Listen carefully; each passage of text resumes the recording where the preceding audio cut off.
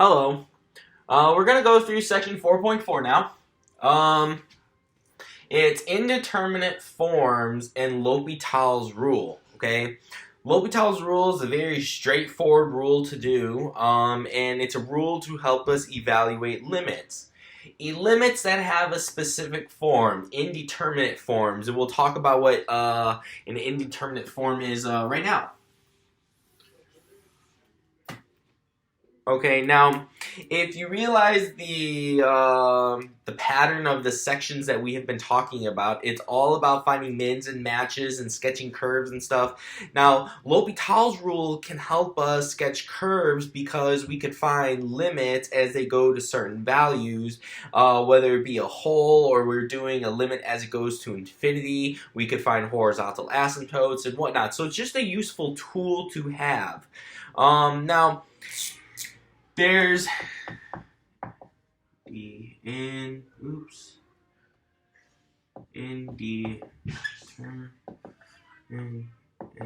forms.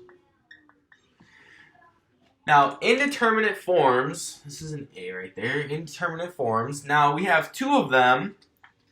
We've got 0 over 0, okay? Now, we know 1 divided by 0 in a limiting sense, that is infinity. Any number divided by 0 in a limiting sense is infinity. For example, if you look at the limit as x goes to 0 of 1 over x, let's say we're coming from the right, well, this is going to equal positive infinity because the graph, as I come in from the right, goes up to positive infinity. So 1 over 0, positive infinity. I could make this a 2 over 0 as it goes to 0. It'd still be infinity. But 0 over 0, that's an indeterminate form because we know that 0 divided by any number is 0. Okay? Any number divided by 0 in a limiting sense is infinity. Well, we've got 0 on the numerator, so the answer should be 0. We've got 0 on the denominator, so the answer should be infinity. That's why it's indeterminate. We cannot definitively say whether it's 0, whether it's infinity, is it a finite number, or anything, okay? Now, we've got another indeterminate form that we're going to come across, infinity over infinity, okay? So, again, let's go ahead and look at the limit as x goes to infinity of 1 over x. Okay?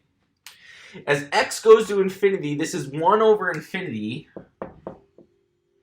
But as we keep dividing by a bigger and bigger and bigger number, this overall number, 1 over infinity, in a limiting sense, is equal to 0. Okay?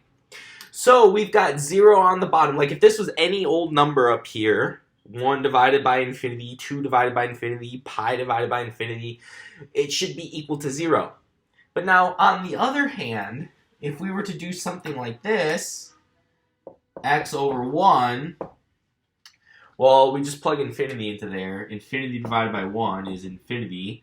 So if we have infinity on the numerator, the answer should be infinity. So again, we have this, we run into this situation where we don't know which answer should it really be. Should it be infinity or should it be 0? It's an indeterminate form. Infinity over infinity is indeterminate. For one, which infinity is bigger? We don't know which infinity is bigger, so we cannot definitely say whether this goes to an actual number or goes off to infinity. So we're going to learn how to take limits that when you plug in the numbers, you get 0 over 0, or you get infinity over infinity. What do you do from then on? Okay? That's where we come into L'Hopital's rule. Okay, just based on the name, I would say he was French. I don't know any other place that he has contributed in math. This is the only time I know his name pops up, but again, it's a very useful tool. Now, if we're reading the notes, it says suppose f and g are differentiable and g prime is not equal to 0 on an open interval I that contains a, except possibly at a, meaning like it doesn't have to be defined at a since we're finding limits. Now, what we're going to do is suppose that the limit as x goes to a of f of x is equal to 0. Limit as x goes to a of g of x equals 0. Or limit as x goes to a of f of x equals infinity. It could be negative infinity as well. Okay, it doesn't have to be positive infinity. Oh, I do have the plus or minuses in my notes. Plus minus. Limit as x goes to a of g of x is equal to plus or minus infinity. Then, if we were to find, so these are our conditions. If f of x, the limit is f of x goes to 0, g of x goes to 0, or these two,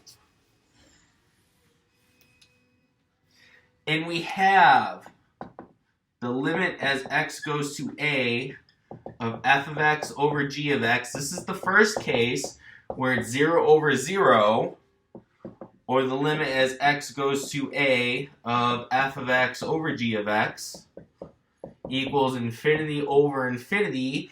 It doesn't matter in either case. Both of them are equal to the limit as x goes to a of f prime of x divided by g prime of x. So as long as this limit exists, or it goes to positive or negative infinity, okay? Now, let's look at the rule again one more time. The rule says is if you have a limit in which you get an indeterminate form of 0 over 0 or infinity over infinity, what you can do is rewrite the limit as the derivative of the numerator divided by the derivative of the denominator, and then you take the limit and it'll be equal to this limit, okay? Now, sometimes these limits, when we get 0 over 0 or infinity over infinity, sometimes you can do algebraic manipulations like we did in chapter 2 to find the limit. But this, like I said, is just a very useful tool, so we don't have to do any of those algebraic manipulations. We can just take the derivative of the numerator, take the derivative of the denominator, evaluate the limit. Now, what's really nice about L'Hopital's rule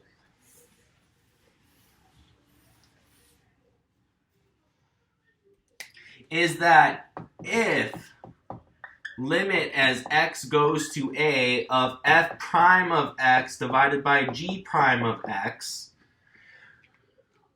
So this was L'Hopital's rule. Say the first time we tried evaluating the limit, we got infinity over infinity or 0 over 0. We take the derivative. Now we evaluate the limit. If this equals 0 over 0 or infinity over infinity,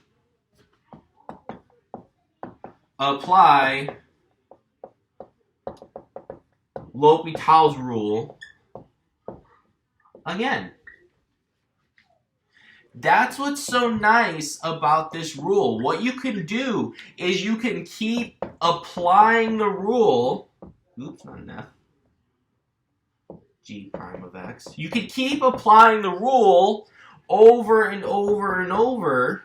Oh, the limit's supposed to go there. Until the limit equals either plus or minus infinity or a finite number. But if you keep getting infinity over infinity or 0 over 0, just keep applying the rule over and over and over until you get a definite answer. Okay? So all we did was take the second derivative of the numerator, second derivative of the denominator, and divide them. Then we evaluate the limit. Okay? Now, here is a note. I guess I should have added in my notes. I don't have it in there. But here is a note. Do not use quotient rule when applying L'Hopital's rule.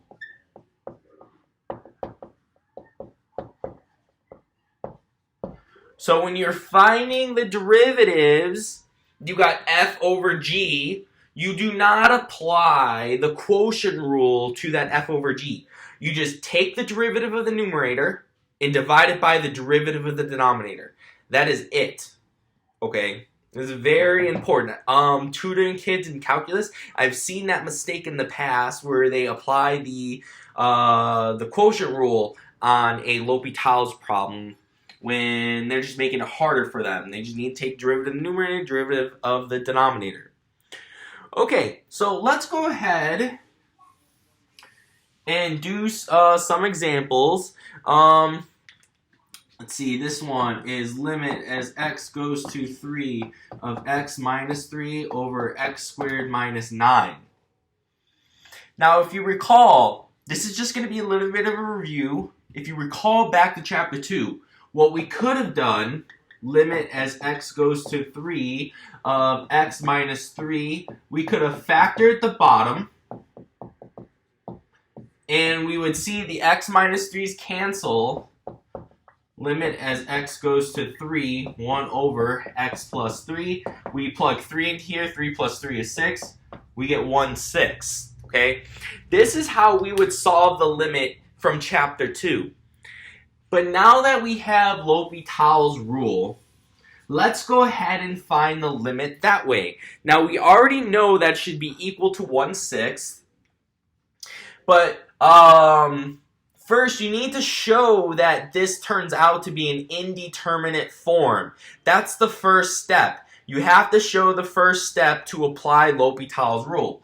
Now, if I plug 3 minus 3 divided by 3 squared minus 9, well, 3 minus 3 is 0, divided by 3 squared, which is 9, 9 minus 9 is 0. So we can apply L'Hopital's rule here. So it's the same thing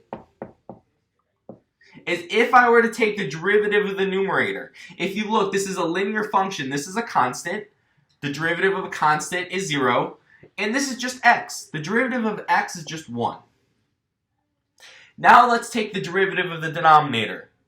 Well, minus 9, that's just a constant. That goes away. X squared. The derivative of 2x, just the power rule. Or the derivative of x squared, sorry, I said the answer. The derivative of x squared is 2x. It's just a power rule. Now let's go ahead and just evaluate the limit. Plug 3 into there. Well, if I plug 3 into here, 2 times 3 is 6. I get 1/6. Exactly the same answer that I did when I algebraically simplified it, then plugged in the number. Okay? So let's go ahead and do another example. I'm not going to do it the algebra way. I'm just going to apply L'Hopital's rule. So we've got the limit as x goes to pi over 2 of cosine x over 1 minus sine x. Alright, if I plug in pi over 2 into here, cosine pi over 2 divided by 1 minus sine of pi over 2, that's equal to 0 divided by sine of pi over 2 is 1. 1 minus 1 is 0. So since the limit came out to be an indeterminate form, we can go ahead and use L'Hopital's rule. So this limit is this limit is the same thing as, well, now I just take the derivative of the numerator, cosine of x, the derivative of that is negative sine of x, divided by, derivative of a constant is 0, the derivative of negative sine of x is negative cosine of x. Now plug in pi over 2, we get negative sine of pi over 2 divided by negative cosine of pi over 2. This is equal to negative 1 divided by 0. Which, since we're talking about limits, in a limiting sense, this is negative infinity. So this would be our answer right here. It'd be negative infinity. Okay, so let's go ahead and do another one. Do you see these problems are relatively quick? They don't take that long at all. The last two, we went to a finite number. The limit as x goes to a finite number, which we always got 0 over 0. Let's see some infinity over infinities. So the limit as x goes to infinity of ln x divided by square root of x.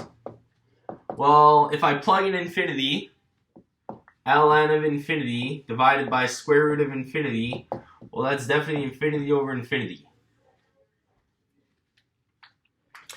Okay, so now, let's use L'Hopital's rule. Let's take the derivative of the numerator, limit as x goes to infinity. Derivative of ln x is 1 over x, divided by derivative of square root of x is 1/2 x to the negative 1/2. Alright, I'm going to simplify this a little bit. This is limit as x goes to infinity of 1 over x divided by 1 over 2 x to the 1/2. So, if you remember how to simplify a fraction divided by a fraction, limit as x goes to infinity, I'm going to take the numerator and multiply it by the reciprocal of the denominator. If you see, the 2's will cancel. And then you've got x to the 1/2 on top, x to the first power on bottom. So I'm going to come back up here and put my simplified form right there. So this is going to equal 1 over x. Use your exponent rules. The top one minus the bottom one. 1/2 minus 1. It's going to be a 1/2 on bottom. Now plug in infinity. 1 over the square root of infinity. Well, that's still 1 over infinity, which is equal to 0. So this limit, the original limit, is equal to 0. Okay? Just had to apply L'Hopital's rules once and then do some simplification to the limit.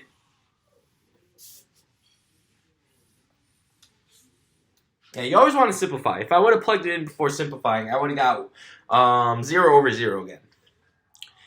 Let's look at another one. Limit as u goes to infinity of e to the u over 10 divided by u cubed. Alright, if I plug in infinity, e to the infinity over 10 divided by infinity cubed, well, e to the infinite power is still infinity. Infinite cubed is still infinity. So it's infinity over infinity. Alright, so I can apply L'Hopital's rule. This is the same thing as limit as u goes to infinity. Take the derivative of the numerator. E to the u over 10 times 1/10. The derivative of the inside. It's a chain rule. Divided by the derivative of the denominator. 3u squared. Plug in infinity. Well, this is going to be e to the infinity divided by 10 times 1/10 divided by 3 times infinity squared. Well, we end up in another scenario where we're going to get infinity over infinity. Well, that stinks. So let's apply L'Hopital's rule again. This limit is the same thing as this limit. I take the derivative of the top, e to the u over 10 times the derivative of the inside. So another 1/10 is going to come out. 1/10 times 1/10 is 1 over 100. Using the power rule, we get 6u. Plug in infinity again, we get e to the infinity over 10 times 1 over 100 divided by 6 times infinity. We get infinity over infinity. Okay, if we apply L'Hopital's rule one more time, it will give us the answer. Okay, here is our original problem. I'll leave our original problem up there. So we applied it once, we applied it twice. I'm going to apply L'Hopital's rule again. I'm going to take the derivative of this thing again. So this limit is the same thing as the limit as u goes to infinity of e to the u over 10 times 1 over 1,000 now, because another factor of 1/10 comes out. 1/10 times 1/100th is 1/1000th. Divided by the derivative of 6u is just 6. Equals e to the infinity over 10 times 1 over 1,000 divided by 6. Well, this is just e to the infinity, which is just infinity. Okay? So as you can see, L'Hopital's rule is a really nice tool because we could just keep applying simple derivatives, no quotient rule here, and keep re-evaluating the limit until we get an answer, okay? Either the answer will be finite, meaning it comes out to a definite number, like in our first example, it came out to exactly 1/6, or it could go off to infinity or negative infinity. So we can apply it so long as we get 0 over 0 or infinity over infinity. So you should go ahead and pause the video for a moment and go ahead and try the problems that are in my lecture notes. Again, the solutions are posted up on Blackboard. And then in the next video, we're going to talk about some other indeterminate forms and then how to handle those when you see them.